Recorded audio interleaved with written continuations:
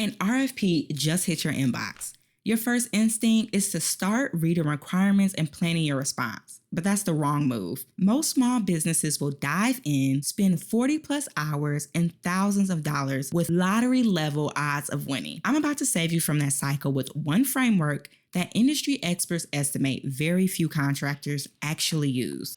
Welcome to Cresco Contracting, the podcast that refuses to let small businesses stay stuck in the RFP chase cycle. I'm Ashley Johnson, founder of Creative Cresco, and I'm your strategic co-pilot for government contracting marketing that actually works. If you're tired of spending weeks on proposals that go nowhere, if you're done with the feast or famine revenue roller coaster, and if you're ready to position yourself to win before your competitors even know opportunities exist, you are in the right place. And in today's episode, we're talking about what to do the moment an RFP hits your desk. So let's get started. While everyone starts writing, we're going to start analyzing. APMP discussions suggest that most small businesses skip formal go-no-go analysis before responding. In my experience working with small businesses, the vast majority are winging it and wondering why they keep losing. A lot of this builds on the market intelligence strategy I covered in the Stop Chasing RFPs video. We talked about knowing agencies deeply before opportunities drop. I'll link that video down below. Quality over quantity isn't just about fewer submissions, but it starts with smarter decisions. Industry patterns back this up completely. Before you invest a single hour in proposal writing, we got to go through these 5 essential questions. Now, these questions are going to save us from what industry research shows is an average cost of $2,000 to $10,000 per response. Money that most small businesses are spending on opportunities they can't actually win. So when an RFP comes across our desk, we want to take a quick pause and we're going to go through this 5-question go-no-go framework. According to the Association for Proposal Managed Professionals, a go-no-go decision is defined as the process of evaluating and deciding whether to pursue a business opportunity. The purpose of a go-no-go is to qualify opportunities. So to filter out opportunities that are not a good fit for the company based on resources or strategic direction. It can also help improve win rates because it allows you to focus on winnable opportunities by allocating resources to only the best prospects. And lastly, it's going to allow us to conserve resources because we're avoiding wasting valuable time, money, and effort on those low probability or unsuitable bids. So let's get into this 5-question framework. Question number 1, do we actually want this client? This is a agency alignment check. Question number 2, can we realistically win? Checking our competition.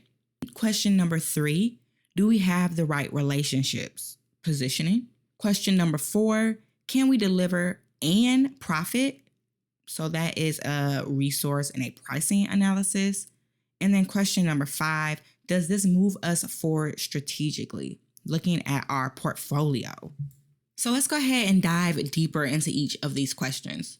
Question number 1, do we actually want this client? So this is a big part of the last video that we spoke on, the Stop Chasing RFPs. So this isn't about whether we can do the work. It's about whether we should do the work with this specific agency. What we're really asking ourselves here is, does this agency's mission, culture, and working style align with our business values and long-term goals? Now, while you're answering this question, look out for these red flags.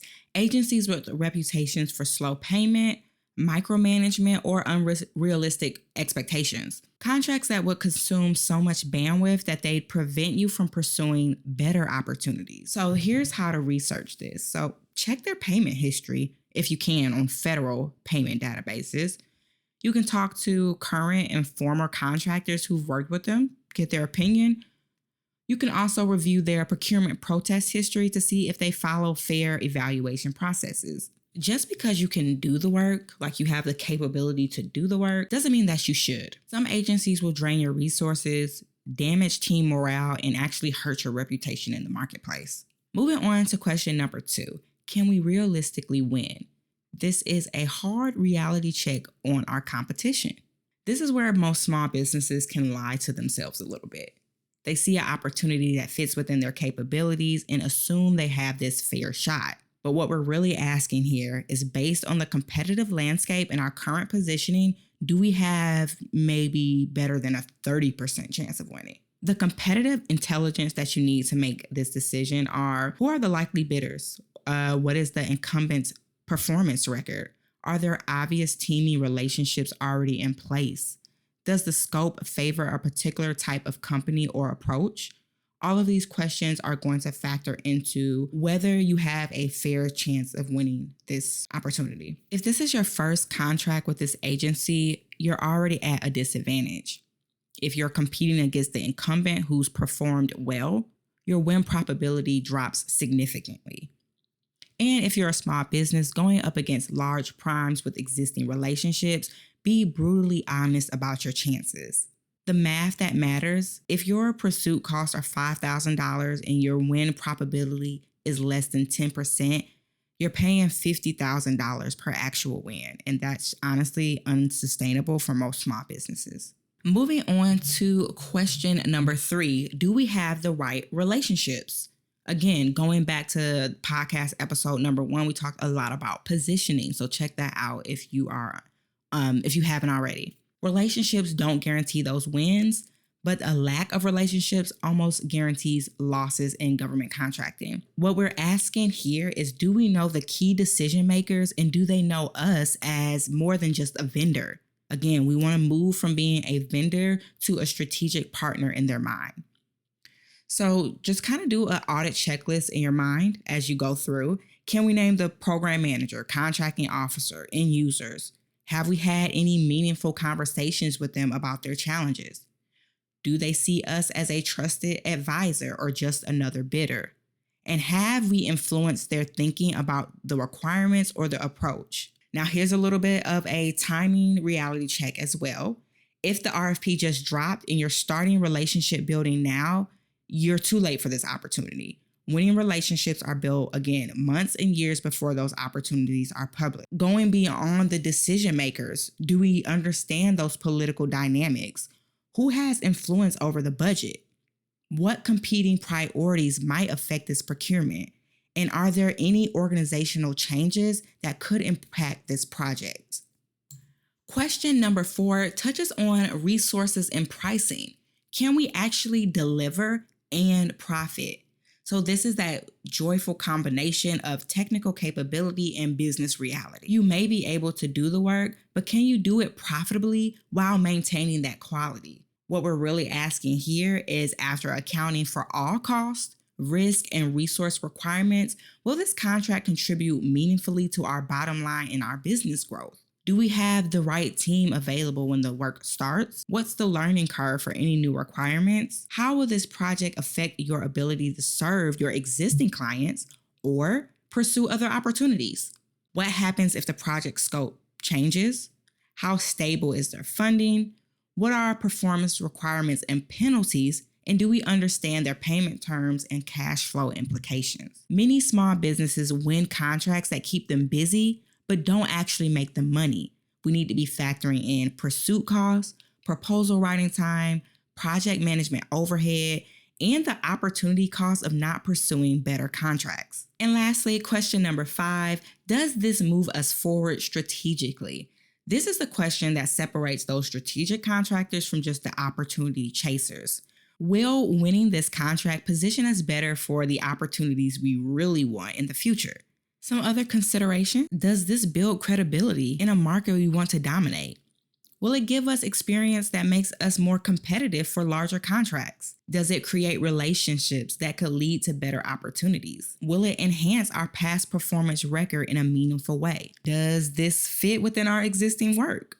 Are we becoming too dependent on one agency or one contract type? Does this diversify our revenue streams or create dangerous concentration?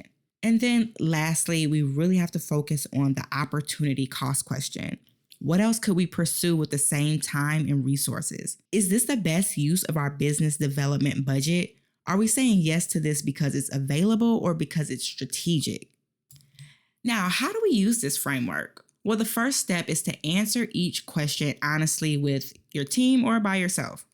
If you can't definitively say yes to at least 4 out of the 5 questions we discussed, walk away. Step number 2, for those borderline opportunities, assign a probability percentage. If your combined confidence across all 5 areas is below 70%, try to redirect your energy. And lastly, document your reasoning. Track your go, no-go decisions and their outcomes to improve that framework over time. Every hour you spend chasing those wrong opportunities is an hour you're not spending positioning for the right ones. So this framework that we created isn't just about finding perfect opportunities. It's about avoiding costly mistakes and focusing our limited resources where they'll actually generate that highest return. Most small businesses, they fail or don't succeed in government contracting, not because they can't do the work. It's because they chase everything and win nothing. So moving forward, let's use this framework to chase less and win more. And one more topic that I wanted to speak to you guys about before we left was actually pricing. So when that RFP comes across our desk, we're going through our go, no go decision process, our 5-question framework. But there's something else that we want to think about in tandem, and that is pricing. This is where I find the most issue with small businesses. They write the entire proposal and then they scramble to figure out pricing at the very end. Industry best practices from, leading proposal management guides are very clear about this. The pricing strategy needs to be developed alongside your solution, not after everything else is written. Because if you price yourself last, you're either going to over-promise and lose money, or you're going to price yourself out of the competition. And obviously, neither is going to win us contracts. So right after we've done that go, no go decision framework and we decided that we wanted to go, we're hopping into pricing. Now, cost estimation is going to be the foundation for our pricing here. Before we write a single word about our amazing technical approach, we need to know our direct costs. So that's labor, materials, equipment, plus our indirect costs like overhead and admin expenses. A construction company bidding on a government project doesn't guess about material costs and hope for the best, and neither should you. When it comes to your pricing strategy, and this is where it gets strategic, cost plus pricing works better when the scope isn't fully defined and you can adjust as you go. For those fixed price contracts, you better have your cost estimation locked down up front because that agreed price isn't changing regardless of what actually happens. So research actually backs this up. Rush or late stage pricing is a primary source of lost bids or unprofitable awards. A quick cost estimation before you invest 40 hours isn't just smart business, but that's how we're going to avoid that feast or famine cycle that keeps us trapped. So know your real cost before we commit to anything. Whether your target margin is 5% or 25%, that's going to depend on your strategy, your industry, and what this contract is going to do for your long-term positioning. So that is it, you guys. When a RFP hits your desk, let's start with that foundational strategic work of doing a go, no go decision framework. Make sure you're subscribed to our weekly newsletter where I share government contracting insights that don't make it into every video or every podcast episode. And make sure that you check out the Creative Cresco blog for any step-by-step guides and templates that you can use immediately. All linked in the podcast notes down below. So again, I want you guys to stop the RFP chase cycle and start with strategic decisions. The research is very clear here that less than 20% of contractors use formal qualification processes, which means implementing this framework immediately puts you ahead of 80% of your competitors. And if you want my complete go, no go decision template, make sure you hit that link in the show note description and you can get a copy. Until then, I will see you on the next episode.